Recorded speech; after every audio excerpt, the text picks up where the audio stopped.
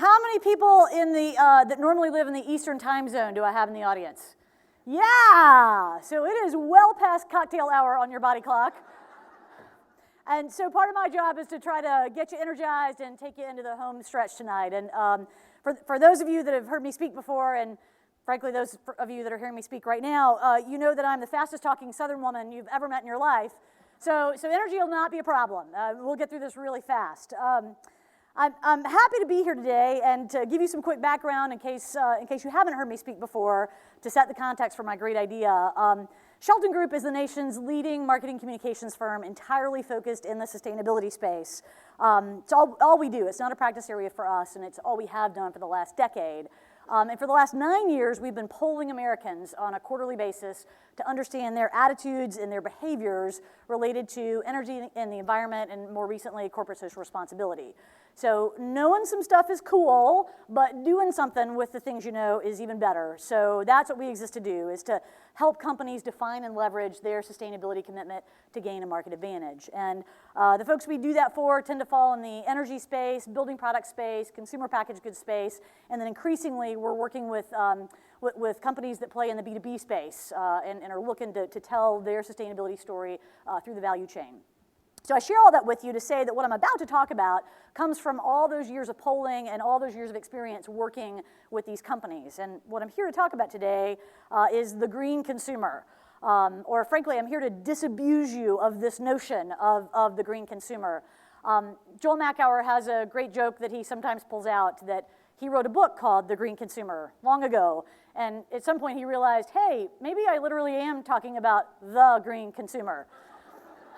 And so I'm happy to report there's more than one, and in fact it's about 24% of the population.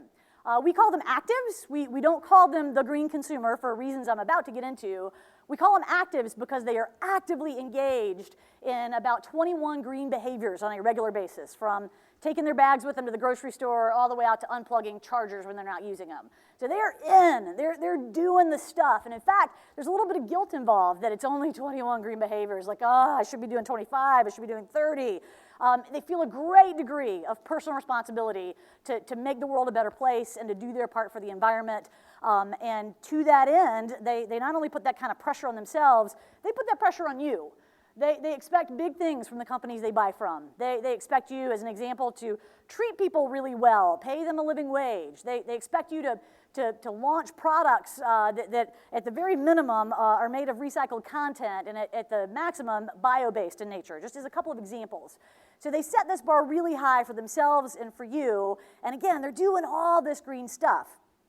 So when I roll out that description in the context of this term, the green consumer, tends to conjure up an image in your mind, and the image looks a little like this.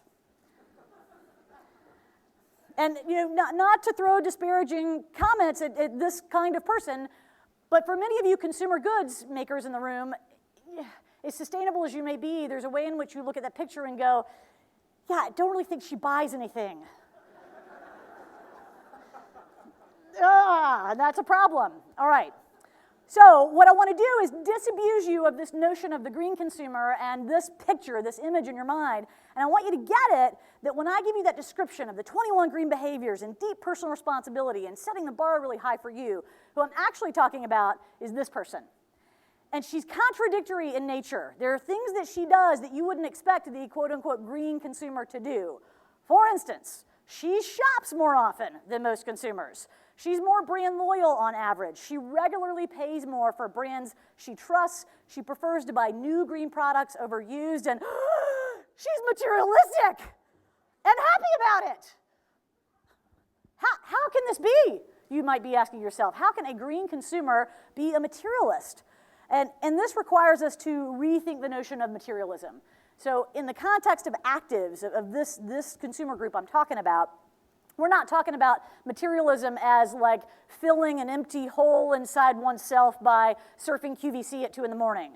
That's not what we're talking about. We're talking about materialism as an external expression of internal values. So I would suggest many of the people in this room are actives. I'm an active, and we do buy stuff. And we tend to buy beautiful things and high-tech things, and we surround ourselves with things that represent meaning to us in some way, things that we might have stories to tell about. And so that's what we mean. This group is looking to make purchases that align with their values, to have some kind of extroverted way of showing the world what they believe in and what they stand for. So there's a real opportunity for many of you in this room with this consumer and with that mindset and with their notion of materialism. But it requires you to let go of this idea of the green consumer or this notion of tree huggers, and instead frame these people in your mind as brand huggers, because that's what they are.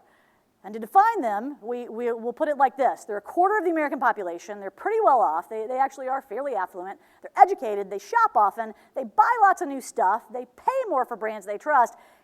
And they're searching for meaning in those brands that they purchase, and they're actively seeking to buy from brands and companies with a sense of purpose that either aligns with or expands their own. So, guys, what I'm not talking about here in describing this group and talking about them as a really viable, desirable target audience, I'm not talking about unchecked consumption. You know, I'm not talking about an Austin Powers plot to sell millions of dollars worth of product to people who don't need the products. I'm talking about a consumer group that's really not niche anymore. It's a quarter of the population, and they are looking to buy from brands that they think are doing the right things. And by the right things, it's really three things: that you've created and committed to a deeper purpose within the four walls of your organization. And you're making decisions based on that purpose. And that purpose is about serving a greater good. And then secondly, flowing from that, you've really committed to the sustainability path. It's not about compliance. It's not about just keeping up with your competitors. And it's not about a marketing play. It is a true commitment. And then lastly, you're communicating about it. You're telling the story, and you're confident in telling your story because you know you've handled the purpose piece and you've committed to sustainability, so you can feel honest and pure and true as you tell that story, and you can do it in a way that is emotionally evocative and pulls them into your brand. So when you do those things, this group will want to buy from you. And they'll want to buy from you not because they want to hug trees, but because they want to hug brands. So the question to ask yourself is your brand one this group would want to hug? And if not, get going on those three things, because there is a tremendous sales and marketing opportunity here for you that frankly, together, by aligning yourself with this group, you'll be a better company, they'll be a better consumer, and we'll create the change that we want to create in the world. And that is my one great idea. Thank you.